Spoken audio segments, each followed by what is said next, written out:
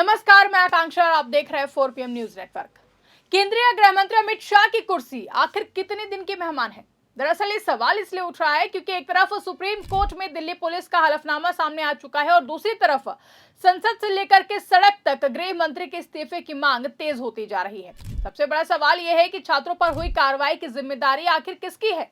सरकार अगर कहती है कि पुलिस ने कुछ गलत किया ही नहीं है, तो फिर अमित शाह सदन में आकर विपक्ष के सवालों का जवाब देने से क्यों बचते रहे?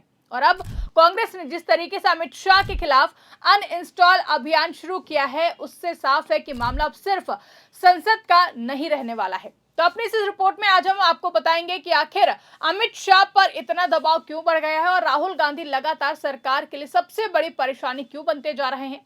लेकिन पहले समझिए कि मोदी सरकार की मुश्किलें इस वक्त कहां से शुरू हुई हैं। तो दरअसल छात्रों के आंदोलन पर हुई पुलिस कार्रवाई को लेकर के पहले ही विपक्ष सरकार पर हमलावर था। छात्रों के साथ कथित बर्बरता, लाठीचार्ज और पैलेट गन के इस्तेमाल को लेकर के सवाल उठ रहे थे। लेकिन सरकार की तरफ से लगातार यही कहा गया कि पुलिस ने कोई भी ऐसी कार्रवाई नहीं की है जिससे किसी को गंभीर नुकसान हुआ हो। यहीं से पूरा खेल बदल गया, क्योंकि विपक्ष ने सरकार से कहा कि अगर सब कुछ सही था तो गृह मंत्री अमित शाह संसद में आकर जवाब देते। राहुल गांधी ने घायल छात्रों से मुलाकात की, उनके साथ प्रेस कॉन्फ्रेंस की और दावा किया कि छात्रों के साथ पुलिस ने ज्यादती की है। यानी राहुल गांधी सीधे सबूतों के साथ सरकार को घेर रहे थे। अब जरा सा सोचिए, ऐसे माहौल में अमित शाह अगर सदन में आते और विपक्ष सवाल पर सवाल करता तो उन्हें जवाब देना पड़ता। यही वजह है कि विपक्ष अब पूछ रहा है कि जब अमित शाह ने पहले सदन में आने और जवाब देने की बात कही थी तो फिर आखिर वो आए क्यों नहीं? क्योंकि बीजेपी की तरफ से तो पूरा माहौल बनाया गया था कि गृह मंत्री सदन में आएंगे और विपक्ष को करारा जवाब देंगे। यहां तक कहा गया कि अमित शाह जब बोलेंगे तो विपक्ष उनकी बात सुन भी नहीं पाएगा और सदन से भाग जाएगा। लेकिन हुआ इसका ठीक उल्टा। विपक्ष अमित शाह के जवाब का इंतजार करता रहा और सदन अनिश्चित काल के लिए स्थगित हो गया। लेकिन अमित शाह सामने नहीं आए और जब आखिरी दिन आए भी तो सदन कुछ ही मिनटों में स्थगित कर दी गई। अब विपक्ष इसी बात को लेकर के सवाल पर निशाना साध रहा है कि अगर सरकार के पास जवाब था तो फिर गृह मंत्री सदन में क्यों नहीं आए। और अब कहानी में एंट्री होती है केंद्रीय संसदीय मंत्री किरेन रिजिजू की। संसदीय कार्य मंत्री किरेन रिजिजू ने छात्रों के प्रदर्शन को लेकर के ऐसा बयान दिया है जिसके बाद सरकार की मुश्किलें कम होने के बजाय और भी ज्यादा बढ़ गई हैं। उन्होंने कहा है कि प्रदर्शन के दौरान किसी की मौत नहीं हुई है, किसी की हड्डी नहीं टूटी और कोई भी प्रदर्शनकारी गंभीर चोट के साथ अस्पताल में भर्ती नहीं है। बस फिर क्या था? राहुल गांधी ने इसी बयान को पकड़ लिया और मोदी सरकार पर सीधा हमला बोल दिया।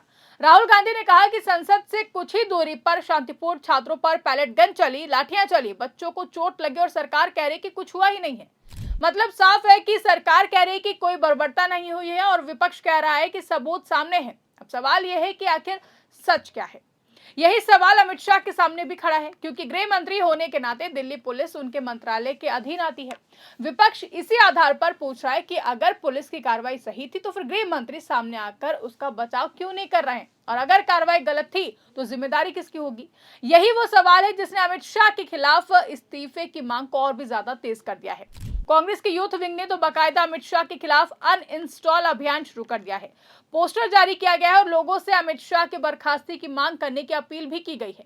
यानी विपक्ष अब सिर्फ संसद में सवाल पूछने तक सीमित नहीं है, बल्कि सवाल सड़क पर ले जाने की तैयारी भी कर चुका है। और राहुल गांधी की बात करें तो वो इस पूरे मामले में लगातार फ्रंट फुट पर नजर आ रहे हैं। एक तरफ पीएम मोदी ने दिमागी नक्सल वाला बयान दिया, दूसरी तरफ राहुल गांधी ने उसी बयान पर ऐसा पलटवार किया कि मामला और भी ज्यादा गर्मा गया है। राहुल ने सरकार पर निशाना साधते हुए कहा कि देश के बच्चों और युवाओं से सवाल पूछने के बजाय सरकार को उनकी बात सुननी चाहिए। यानी मोदी सरकार ने एक बयान दिया और राहुल गांधी ने उसी को पकड़कर सरकार पर हमला बोल दिया है। लेकिन असली परेशानी बीजेपी की यहाँ है। राहुल गांधी लगातार छात्रों और युवाओं के मुद्दे उठा रहे हैं। झारखंड में भी जब छात्रों का आंदोलन चल रहा था तब राहुल गांधी ने मुख्यमंत्री हेमंत सोरेन को चिट्ठी लिखी। उन्होंने कहा कि युवा देश का भविष्य है और उनकी मांगों को गंभीरता से सुना जाना चाहिए।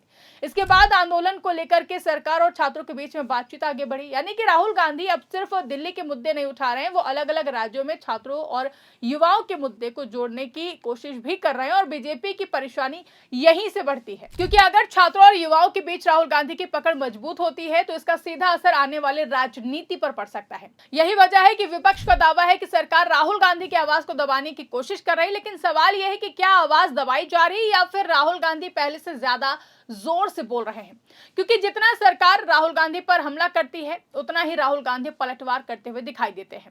वहीं अब पुणे का मामला भी देखिए, जहां पर 22 अगस्त को राहुल गांधी के छात्रों से जुड़े कार्यक्रम की तैयारी हो रही थी। विपक्ष का आरोप है कि इस कार्यक्रम को रोकने की कोशिश की जा रही है और लगातार पुलिस की तरफ से वहां पर कार्रवाई की गई है और एक फैसला लिया गया है कि इकट्ठे 5 लोग एक साथ नहीं हो सकते इकट्ठा, और ना ही कोई ऐसा सार्वजनिक कार्यक्रम कर सकते हैं। अगर इससे ज्यादा लोगों की गैदरिंग की जाएगी तो उसके लिए पुलिस से परमिशन लेनी पड़ेगी। यानी एक तरफ छात्रों के आंदोलन का मुद्दा गर्म है और दूसरी तरफ राहुल गांधी लगातार छात्रों के बीच जाने की तैयारी कर रहे हैं। यही वजह है कि कांग्रेस इसे अमित शाह के खिलाफ बढ़ते दबाव से जोड़कर देख रही है। अब जरा पूरे खेल को एक साथ समझिए। एक तरफ सुप्रीम कोर्ट में दिल्ली पुलिस का हलफनामा है, दूसरी तरफ छात्रों पर हुई कार्रवाई का मुद्दा, और तीसरी तरफ संसद में अमित शाह के जवाब का इंतजार करता विपक्ष। चौथी तरफ कांग्रेस का अमित शाह अनइंस्टॉल अभियान है और पांचवी तरफ राहुल गांधी लगातार सरकार पर हमले कर रहे हैं। तो क्या यह सिर्फ एक राजनीतिक विवाद है या फिर मोदी सरकार के लिए यह आने वाले दिनों का बड़ा संकट बनने वाला है? क्योंकि विपक्ष अब सीधा सवाल पूछ रहा है कि अगर छात्रों के साथ कुछ गलत नहीं हुआ तो फिर अमित शाह सदन में जवाब देने क्यों नहीं आए? अगर पुलिस की कार्रवाई सही थी तो फिर सरकार खुलकर उसका बचाव क्यों नहीं कर रही है? और अगर कार्रवाई गलत थी तो फिर जिम्मेदारी किसकी तय होती है? यही सवाल अब अमित शाह की कुर्सी तक पहुंच गया है। धर्मेंद्र प्रधान के इस्तीफे के बाद विपक्ष अब अमित शाह के इस्तीफे की मांग कर रहा है। कांग्रेस ने आंदोलन शुरू करने का संकेत दे दिया है। राहुल गांधी लगातार हमलावर है और छात्रों का मुद्दा भी बड़ा होता जा रहा है। मतलब मोदी सरकार के सामने इस वक्त सिर्फ विपक्ष की चुनौती नहीं है, चुनौती ये भी है कि युवाओं के बीच इस पूरे विवाद का क्या असर पड़ता है। और यही वजह है कि आने वाले दिनों में अमित शाह के लिए सबसे बड़ी परीक्षा होने वाली है। तो क्या अमित शाह आखिरकार सदन में आकर विपक्ष के हर सवाल का जवाब देंगे? क्या सरकार छात्रों पर हुई कार्रवाई को लेकर के अपना पक्ष साफ करेगी? क्या कांग्रेस का अनइंस्टॉल अमित शाह अभियान सड़क से संसद तक पहुंचेगा? और सबसे बड़ा सवाल कि क्या छात्रों का यह मुद्दा अमित शाह के इस्तीफे की मांग को इतना बड़ा बना देगा कि मोदी सरकार को कोई बड़ा फैसला लेना पड़ेगा? फिलहाल राहुल गांधी लगातार फ्रंट फुट पर है और बीजेपी बचाव में दिखाई दे रही है, लेकिन राजनीति में तस्वीर कब बदल जाए कुछ कहा नहीं जा सकता है। आपको क्या लगता है, अमित शाह इस पूरे विवाद पर जवाब देंगे या फिर एक बार फिर विपक्ष के सवालों से बचते नजर आएंगे? राहुल गांधी बनाम अमित शाह की इस लड़ाई में इस वक्त कौन भारी पड़ रहा है? जो भी आपकी राय कमेंट करके हमें जरूर बताएगा। फिलहाल के लिए इस खबर में बस इतना ही। अगर खबर पसंद आई हो तो इसको ज्यादा से ज्यादा लाइक करें, शेयर करें, चैनल को सब्सक्राइब करना ना भूलें और देखते रहे 4PM न्यूज नेटवर्क।